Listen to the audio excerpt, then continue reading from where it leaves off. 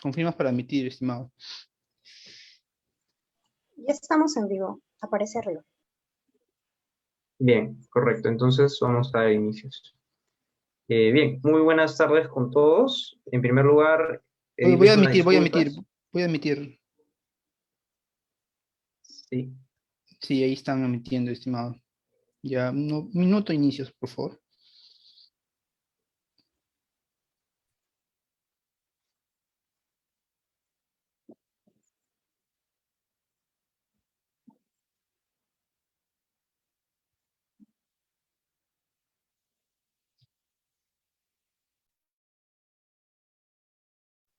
bien, ahora sí vamos a dar inicio. Ahora estamos en vivo desde la transmisión de Facebook. Y sin más, vamos a iniciar. En primer lugar, extenderles y pedirles una gran disculpa por el retraso que hemos tenido. Han sido varios problemas de internet, problemas logísticos, y les pedimos las disculpas del caso. Ahora sí, un segundito, por favor.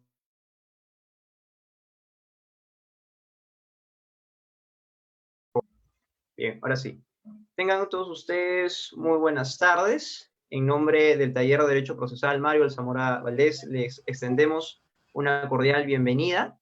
En primer lugar, quisiéramos, por favor, que estén atentos tanto a su micrófono como a su cámara. Para cuestiones de fluidez de la red, les pediríamos, pues, de que desactiven tanto su cámara como su micrófono en caso lo estuvieran encendidos. Bien, una vez más les damos las bienvenidas a todos y a todas quienes nos están acompañando el día de hoy a este curso de verano que lo está organizando el taller de Derecho Procesal Mario Zamora Valdés de la Universidad Nacional Mayor de San Marcos. Este curso constará de 5 sesiones, en las cuales tocaremos temas, aspectos procesales, tanto de la rama de civil, la rama de derecho constitucional, del derecho penal, y por supuesto, acerca también de lo que es el arbitraje. El día de hoy vamos a iniciar nuestra sesión, nuestro curso de verano, con la mesa de procesal civil. Y para ello tenemos un profesor bastante querido por el taller y por toda la universidad definitivamente, que nos acompaña para presentar y exponernos el tema de hoy. Y tengo el agrado de presentar al profesor Luis Genaro Alfaro Valverde. El profesor es, es catedrático ordinario de la Pontificia Universidad Católica del Perú, está doctorando en Derecho por la Universidad de Girona, en España, máster por la Universidad Complutense de Madrid, egresado de la maestría y doctorado de la Universidad Nacional Mayor de San Marcos, ha tenido instancias de investigación en Alma Mater Historium Università di Bologna, en Italia, investigador en la Cátedra de Cultura Jurídica en la Universidad de Girona, en España, así como también es miembro del Instituto Iberoamericano de Derecho Procesal y del Instituto Vasco de Derecho Procesal, entre otros, y muchísimos más logros que ha tenido y méritos que ha tenido el doctor Alfaro. El día de hoy, el doctor Alfaro nos va a exponer el siguiente tema: el valor epistémico del contradictorio en la prueba de oficio. Doctor Alfaro, tiene usted el uso de la palabra. Adelante. Buenas tardes a todos y a todas. Inicio mi participación en este curso de verano agradeciendo la invitación de mis queridos amigos del Taller de Derecho Procesal Mario Alzamora Valdés de la Universidad Nacional Mayor de San Marcos, a quienes tengo un especial cariño y consideración, teniendo en cuenta que justo comenzó las funciones o iniciamos este proyecto del taller cuando estaba enseñando en San Marcos, ¿no? Y bueno, tengo muy buenos recuerdos, decía hace un momento. Espero en cualquier momento, pues de repente enseñar nuevamente en San Marcos. Pero sobre todo felicito al taller por este curso de verano, ¿no? Recuerdo hace algunos años, antes del COVID, estos cursos se realizaban pues en la universidad y tenían las aulas, venían de diferentes lugares del país incluso a participar de estos cursos de verano, ¿no?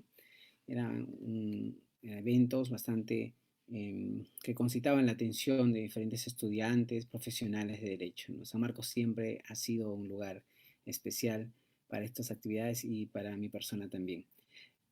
Así que estoy muy agradecido, muy honrado por su invitación Y nada, gracias a todos también por estar presentes, a todos los que están conectados por el Zoom o por el Facebook escuchando esta ponencia. Bueno, el tema que, como bien han visto en la publicidad, está centrado en analizar la importancia, el valor, ¿no?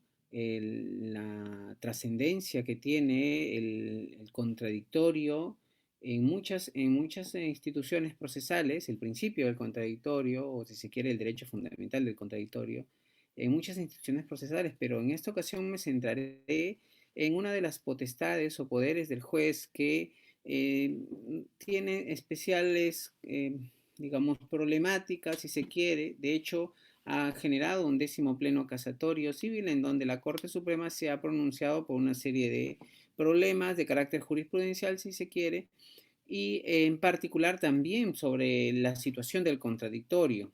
¿Okay? Entonces, pero el propósito específico es poner en relieve la vitalidad la vitalidad entre otras, porque de hecho el contradictorio tiene diversas, digamos, tiene diversas implicancias o adquiere diversos valores, si se quiere, ¿no? Pero en esta oportunidad me centraré en esta importancia epistémica, ¿no? En el sentido de que, ¿cuál es el hecho de que la potestad ex officio se articule mediante el principio del contradictorio? ¿Qué es lo que gana el ejercicio de la prueba de oficio? ¿Cómo mejora, ¿sí?, la construcción o la elaboración de la decisión de este auto en virtud del cual se dispone una prueba de oficio? ¿Qué es lo que abona el contradictorio desde el punto de vista epistémico? Esto es, en la búsqueda de el análisis, la comprensión de los datos e información que permitirá al juzgador tomar una correcta decisión, si se quiere, una decisión orientada en la búsqueda de la verdad. ¿De acuerdo? Entonces, ese es el objetivo principal. Para ello, he estructurado esta ponencia en 4 partes. Primero, hablaré, como corresponde, de lo que es la prueba de oficio, algunas nociones muy básicas nada más, porque esto podría demandar mayor tiempo, solo para identificarlo o para enmarcarlo conceptualmente. Segundo, sobre el contradictorio, algunas nociones generales también. Y sobre todo, describir por qué el contradictorio es el método del proceso, como diría mi querida amiga el profesor Eugenia Ariano, el método del proceso, por qué es tan relevante, ¿no? ¿Por qué en su momento Piero Calamandrei, en su pequeña obra Proceso y Democracia, hablaba de la importancia dialéctica que suponía para el proceso de que se respetara el contradictorio, ¿no? Voy a hablar un poco más sobre esto, porque de hecho sobre el contradictorio se puede decir mil cosas, pero me importa solamente poner en relieve algunos aspectos que me servirán para conectar con la prueba de oficio. Finalmente, hablaré en concreto ya de qué supone el contradictorio para los fines epistémicos de la prueba en particular, pero de la prueba en general, pero de la prueba de oficio en particular. ¿De acuerdo? Entonces, comencemos. Primero, el contradictorio. La prueba de oficio. La prueba de oficio, pues, es una potestad que los ordenamientos procesales reconocen al juzgador, y esto está desarrollado, pues, en diferentes sistemas procesales nacionales y comparados. ¿De acuerdo? Desde las diligencias finales españolas o las diligencias que se exige para algún tipo de medios de prueba en el caso del Código de Procedimiento Civil italiano, pasando también por el Código Procesal Civil francés, en donde al juzgador se le dota de una potestad general para incorporar determinados medios de prueba, que no es otra cosa que pruebas de oficio, ¿ok? Y en el caso nacional, pues todos nuestros ordenamientos, el Código Procesal Civil, el nuevo Código Procesal Penal, Ley Procesal del Trabajo, entre otros. Desde el punto de vista normativo, entonces, es un tópico que los estados, el legislador, en sus leyes procesales, reconozcan al juez de ciertas potestades.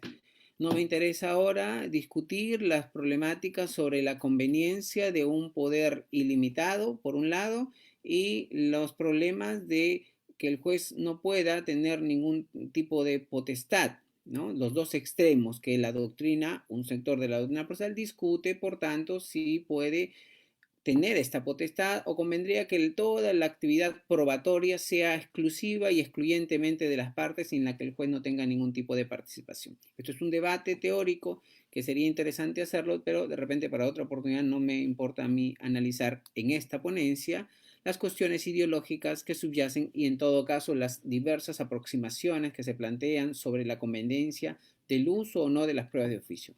Me interesa únicamente identificar el fenómeno entendiéndola como, reitero, una potestad probatoria del juez, entre otras potestades. De hecho, es también un tópico que existen diversas potestades probatorias, como la del poder de admisibilidad, como aquel poder en virtud del cual el juez puede hacer preguntas aclaratorias en la audiencia, que de hecho lo hace, entre otras.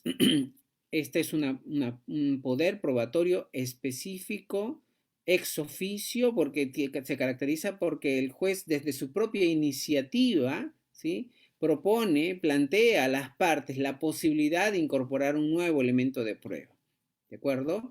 Y la finalidad, ¿no?, es claramente epistémica en el sentido de que hay una necesidad de que este nuevo elemento de prueba abone, contribuya a mejorar el material probatorio a toda esta actividad que el profesor Jordi Ferrer identificó en momentos o fases de la actividad probatoria en la primera llamada conformación del material probatorio.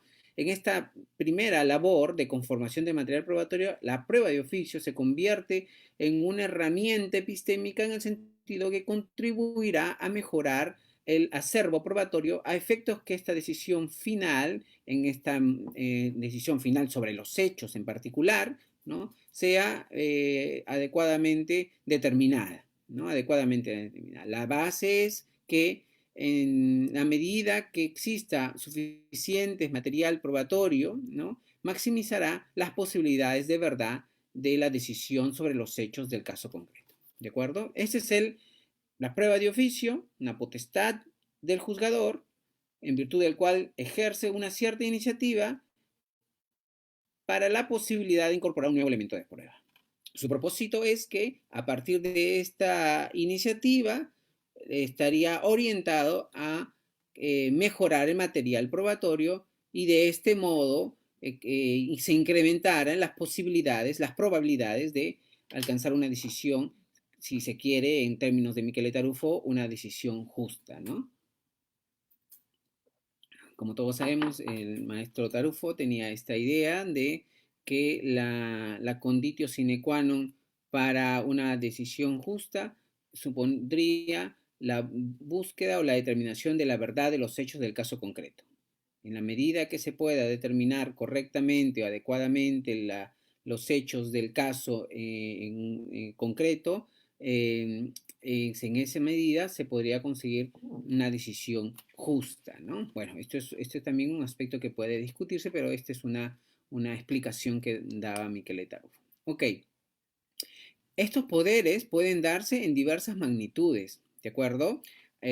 También, todos seguramente conocen, y si no, invito a revisar el paper del profesor Michele Tarufo, reitero, donde él habla de los poderes probatorios de las partes y del juez en Europa, en donde es una explicación comparada, ¿no? Y uno puede darse cuenta ahí las diversas intensidades, magnitudes, cómo los ordenamientos procesales reconocen esta potestad del juez. En algunas ocasiones existen disposiciones normativas de carácter procesal muy generales, otras no, simplemente cada vez que se analiza o se describe un poder específico sobre, por ejemplo, una prueba específica, por ejemplo, cuando se trata de testigos o pericia, etcétera, entonces por ahí hay una regla que indica pues que el juez también podrá proponer de oficio tal cosa. Entonces hay, digamos, existen diversas modalidades en la intensidad, en la amplitud, ¿sí?, de estos poderes probatorios ex oficio, ¿de acuerdo?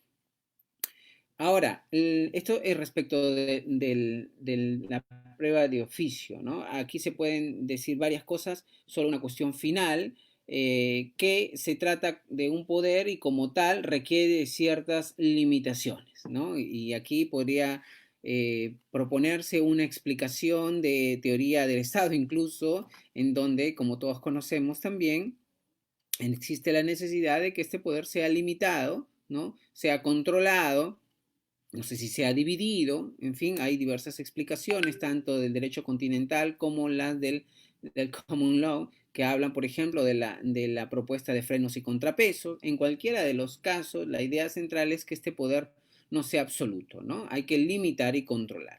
De hecho, a esta frase muy conocida, que el problema del poder per se no es la cuestión, sino es el problema de sus límites. ¿Cuáles son esos límites? Los parámetros, los márgenes, ¿no? Los extremos, hasta dónde puede ejercer esta potestad. Y cuando se trata de una potestad que está vinculada con una actividad bastante importante, relevante en la determinación de los hechos del caso y en la motivación de la decisión final sobre los hechos, entonces, por tanto, requiere aún más tener especial cuidado y entonces hay que limitarlo. De hecho, las leyes procesales, por ejemplo, el Código Procesal Civil, luego de la última reforma, existió una preocupación bastante fuerte en establecer una serie de limitaciones, ¿no? Con criterios bastante marcados para que el ejercicio de esta potestad sea lo más prudente posible, ¿no?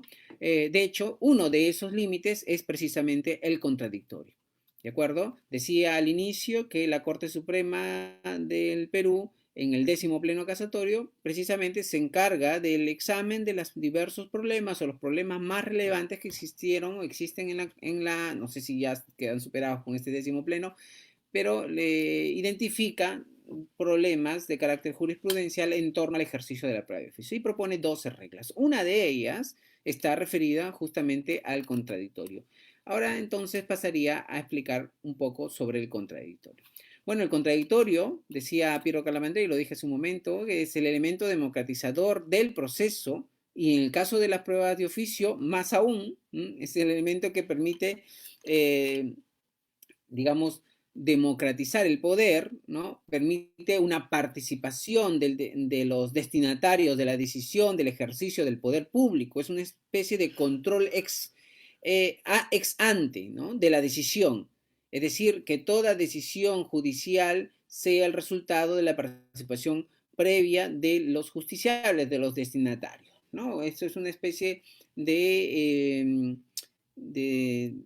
un modelo, si se quiere, encajaría en una especie de modelo de Estado participativo en donde el justiciable, el destinatario, el ciudadano puede participar de las decisiones del poder público / juez, ¿no?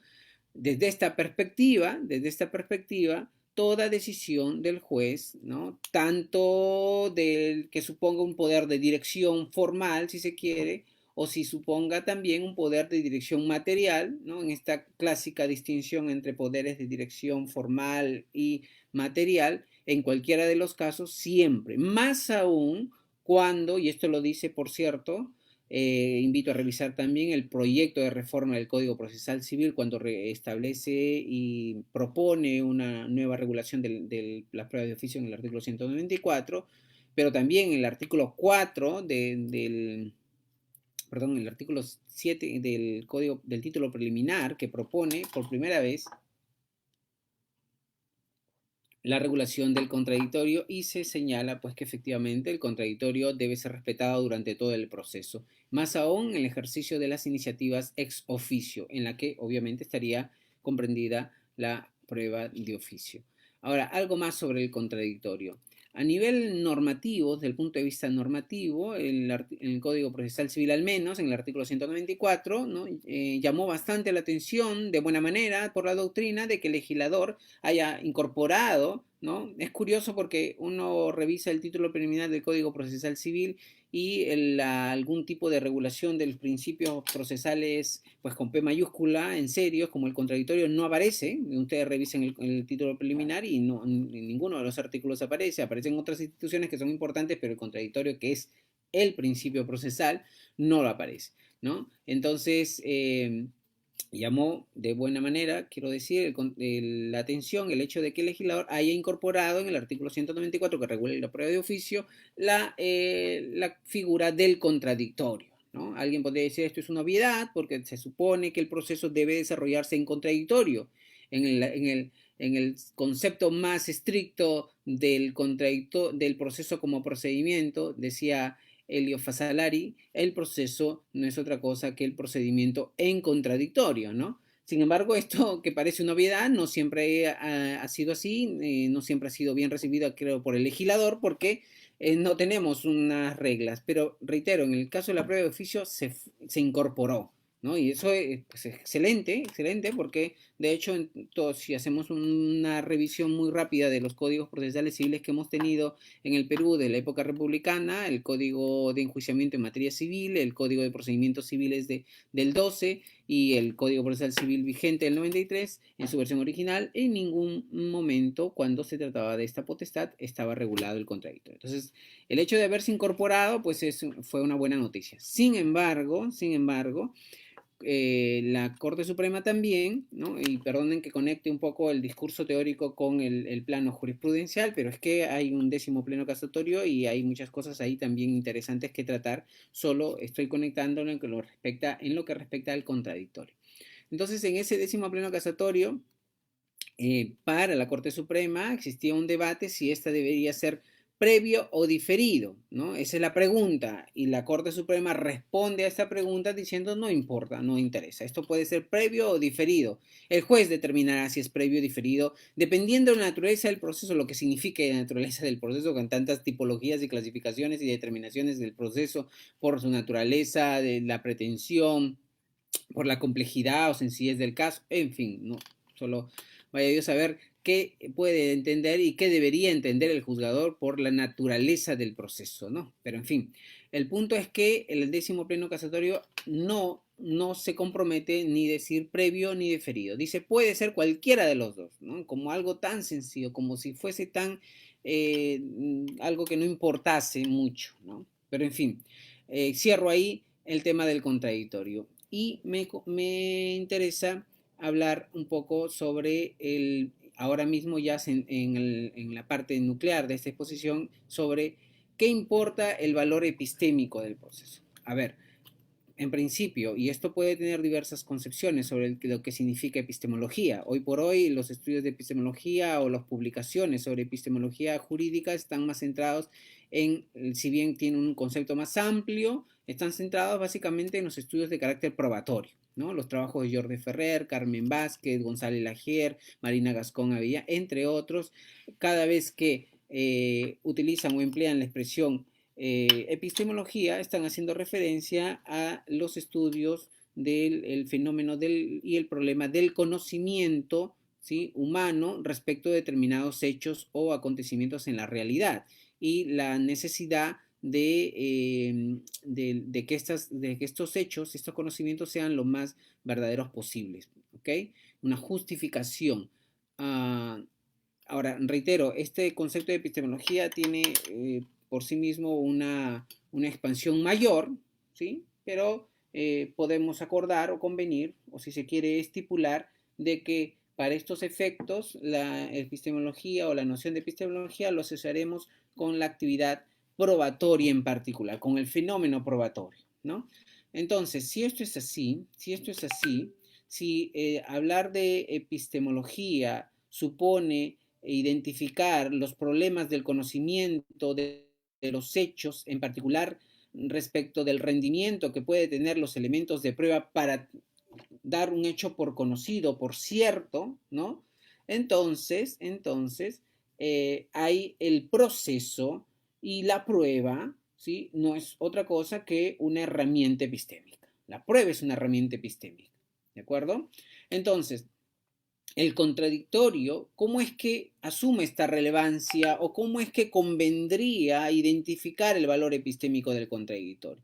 El contradictorio juega un rol importante durante todo el proceso y el ejercicio de diversas potestades ex officio o potestades que sin ser ex officio tienen que estar presente el contradictorio.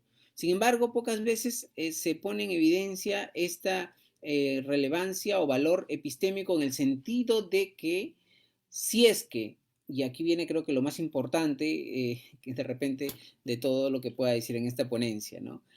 El juzgador, los jueces y las juezas del Perú cuando decidan utilizar esta iniciativa probatoria, más allá de lo que diga la Corte Suprema que puede ser previo y diferido, esto realmente hay un abordaje totalmente inadecuado, desconoce totalmente la importancia de por qué el contradictorio es relevante para el ejercicio de la prueba de oficio. Pero no cualquier contradictorio, sino el contradictorio previo, ¿sí? Hago el énfasis ahí. Es decir, escuchar primero y decidir después. Si entendemos que la epistemología está preocupada por la fiabilidad del conocimiento a través de los datos e conocimiento de los hechos del caso, ¿sí? O de los hechos en el mundo del fenómenos en general, pero en este caso del proceso judicial, entonces el contradictorio mejora la calidad de la información que se pueda aportar al proceso. Y cuando estamos en un contexto de pruebas de oficio, más todavía, más. ¿Por qué? Porque no es lo mismo que el juez decida incorporar un documento al proceso y luego ponga a conocimiento a las partes, es decir, contradictorio diferido, con lo que la resolución ya está dada, ya está determinada y difícilmente esto podría generar un cambio en la decisión. A lo mucho podría establecerse un control ex post a través de los medios impugnatorios, pero la verdadera trascendencia del contradictorio, trascendencia epistémica, ¿no? Es escuchar primero a las partes en esta iniciativa de incorporar un nuevo elemento de prueba, ¿no? Escuchar a las partes, porque de ellas justamente el juez podrá obtener mayor información y datos directamente de quienes han estado presentes en los hechos materia del caso. Es una obviedad decir que el juez no ha estado presente en los hechos materia del caso.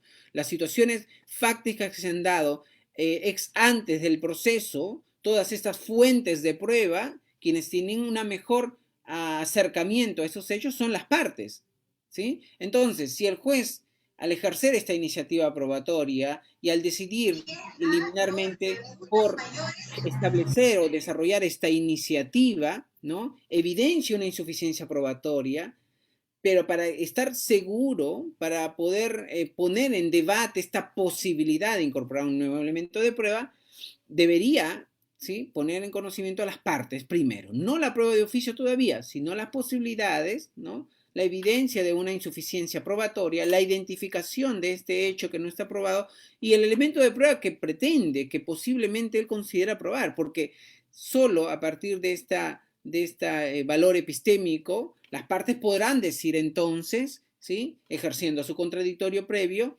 estar de acuerdo, estar en contra de esta posibilidad, aportar nuevos elementos de prueba, incluso si lo consideran pertinente, cuestionar o discutir ese elemento de prueba que el juez pueda incorporar y llegado el momento, incluso no descartar la posibilidad de que el juez termine, en algunos casos de repente, por no incorporar ese elemento de prueba, porque puede ser que, reitero, el juez esté buscando incorporar un nuevo medio de prueba que resulte ser innecesario porque ya las partes, quienes conocen mejor el caso o los hechos del caso, ya habrían aportado otros elementos de prueba.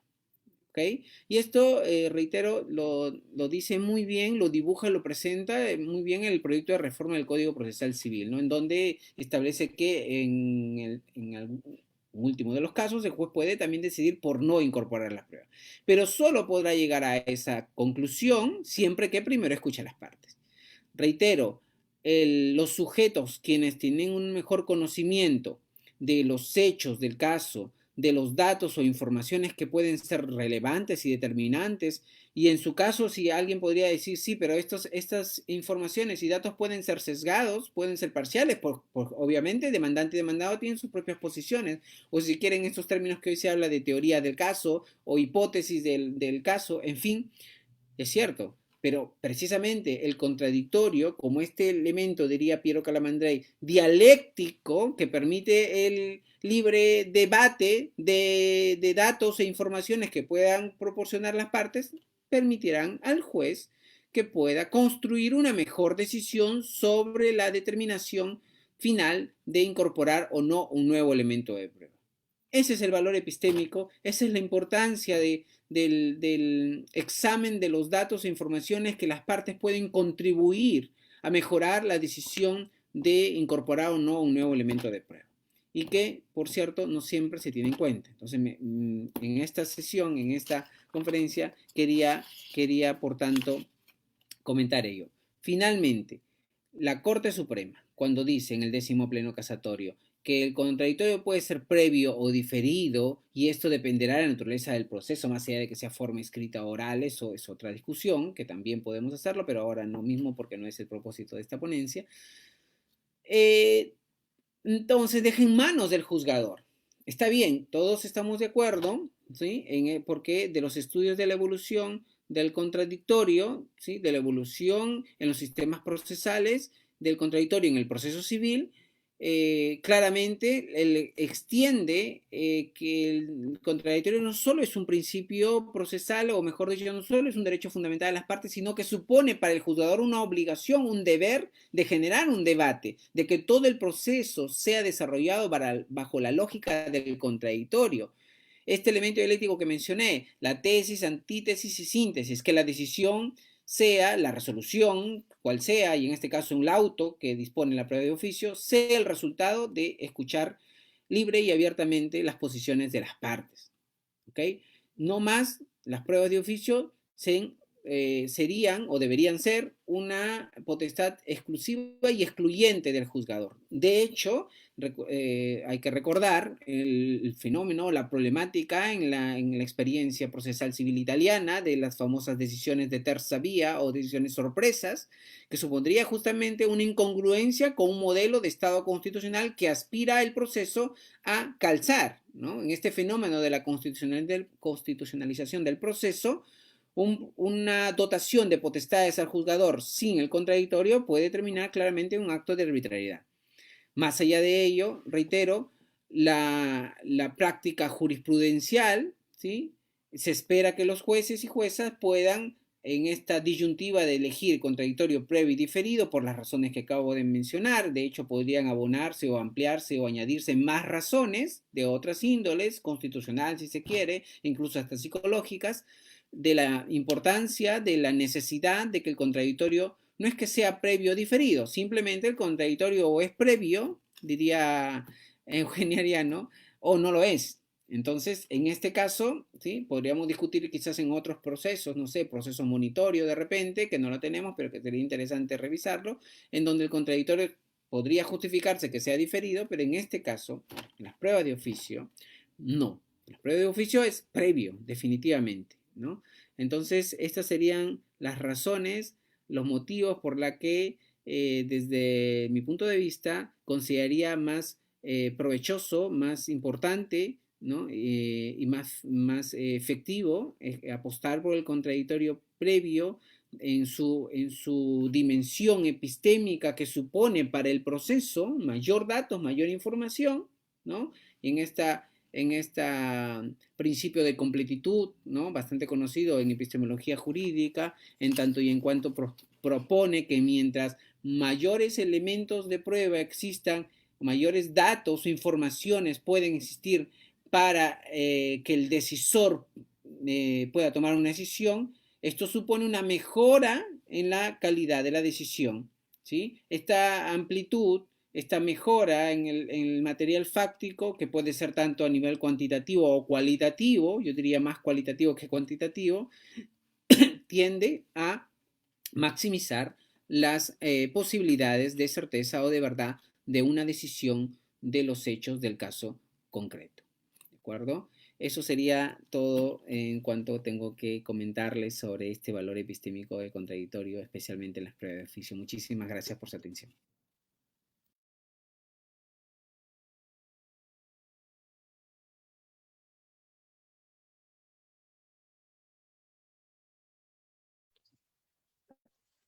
Bien, muchísimas gracias, doctor Alfaro, por esta excelentísima ponencia que he tenido el día de hoy.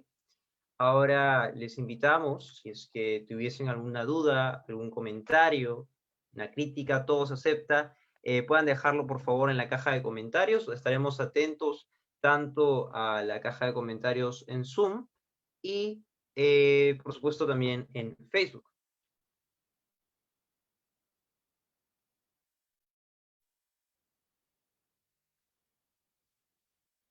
Bien. Aquí tenemos una pregunta en la caja de comentarios de Zoom. Nos dice lo siguiente. ¿Nos podría dar un ejemplo de contradictorio en las pruebas de oficio? Sí, por supuesto. Por ejemplo, si estuviésemos en un caso en donde existiese la necesidad de incorporar a un testigo, ¿no? En donde no ha sido ofrecido expresamente, pero que de las fuentes de prueba se puede advertir, porque esto ya tiene que ver con las limitaciones, ¿no? Una de las limitaciones que establecen el mismo Código Procesal Civil, pero la Corte Suprema también lo ha fijado, en las fuentes de prueba. Entonces, de las fuentes de prueba, es decir, por ejemplo, de los elementos fácticos, se puede advertir que existe en un proceso, si se quiere, de prescripción adquisitiva, ¿no? Una persona que puede haber dado fe, un vecino, en fin, alguien que aparezca en los hechos del caso, que pudo haber tomado conocimiento de la continuidad de la posesión del demandante de repente, pero que no ha sido ofrecido. ¿Ok? Entonces, esa información, el juez, ¿sí? El juez no puede ordenar desde la perspectiva o desde la propuesta que yo estoy planteando, obviamente, ¿no? Bueno, en la práctica jurisdiccional ahora el juez puede decidir si es previo o diferido. Me preocupa a mí mucho, le soy sincero, que esta prueba de oficio respecto al contradictorio, con tal poder que se le está dotando más al juez, que de hecho la iniciativa protocolar del juez ya supone un ejercicio de un poder, pero con esta potestad de decidir si es previo o diferido, es probable que en mayoría de casos lo haga más como diferido que previo, ¿no? Porque hay cierto temor infundado de que el contradictorio dilata el proceso, que el contradictorio puede en algunos casos ser una pérdida de tiempo, ¿no? Y esto no se puede negar, que para algunos parece en la práctica jurisdiccional, en la práctica judicial, algunos jueces y juezas pueden ver que el contradictorio puede ser una pérdida de tiempo y esto realmente no lo es, no lo es. Entonces, volviendo al caso, el juez antes de decidir por qué se incorpore este testigo, puede poner en conocimiento a las partes, uno, la insuficiencia probatoria, por ejemplo, la necesidad de determinación de la posesión pacífica, pública y continua, y que con esta persona, con esta sujeto que puede dar cierta información o datos, podría mejorar, ¿no? esa insuficiencia probatoria y entonces pone en conocimiento a las partes. Puesto en conocimiento, esto puede discutirse cuál sería la forma más adecuada. En el pleno casatorio dice puede ser oral o escrito, ¿sí? Yo diría una audiencia especial incluso, no, no pasa nada, sería excelente que esto sea así, o aprovechándose en este contexto del modelo de litigación oral que viene desarrollando el Consejo Ejecutivo del Poder Judicial, no sé, ya casi en todos los distritos judiciales, cuyo origen, por cierto, es discutible, ¿no? Un origen administrativo, no legal, ¿no? Puede aprovecharse, bueno, esta audiencia preliminar que existe, ¿no? Pero en cualquiera de los casos debe poner en conocimiento. El proyecto de reforma del CPC, por ejemplo, propone una modalidad más escrita, en el sentido de que se corre traslado a las partes, dándole un plazo, como sin su pronunciamiento, el juez decidirá. En cualquiera de los casos, fíjense esta necesidad de escuchar a las partes, porque puede ser que ese testigo, ¿sí?, sea innecesario en el caso concreto de prescripción. Puede ser que haya otros testigos que puedan dar mejor información y que el juez pueda de repente considerar en un primer momento indispensable, necesario. El libre debate de ideas, de información, de medios de prueba adicionales incluso, puede incluso desvirtuar esa primera intención, iniciativa de ese testigo y al final puede terminarse diciendo que el juez puede decirlo claramente que termine por no utilizar esa prueba de oficio, tranquilamente, ¿no? Y decidir con lo que obren autos porque las partes, luego de haber escuchado, puedan haberlo hecho desistir de esa idea, ¿no? Y eso sería la manera como puede articularse mejor la prueba de oficio. Muchas gracias, doctor Alfaro. Aquí tenemos una segunda pregunta y Mario Alburquerque nos menciona, ¿en los procesos constitucionales puede el juez aplicar la prueba de oficio? Muchas gracias por la pregunta. Sí, decía en la exposición que es un lugar común. Su micro, doctor. A ver, decía que hace un momento que en la mayoría de ordenamientos procesales que tenemos, tanto civil, laboral, penal, etcétera, es un tópico que los jueces estén dotados de pruebas de oficio, ¿no? En el caso del proceso constitucional no es la excepción, ¿ah? También no lo dice expresamente como pruebas de oficio, no recuerdo ahora mismo el artículo, pero que se le dota al juez para poder pedir información, datos, ¿no? Documentos que considere necesario para resolver. Esto no es otra cosa que una proyección de la prueba de oficio, de esta potestad de oficio. Por tanto, sí, de hecho lo puede hacer. Y lo hace, el mismo Tribunal Constitucional también. Saben ustedes que cuando se trata de procesos constitucionales, lo que está en juego son derechos fundamentales, ¿no? Aunque diría yo que en los procesos ordinarios también, ¿no? No es que solo en los procesos constitucionales el respeto por los derechos fundamentales, tanto de carácter procesal como material, deben estar presentes en cualquier tipo de proceso, ¿no?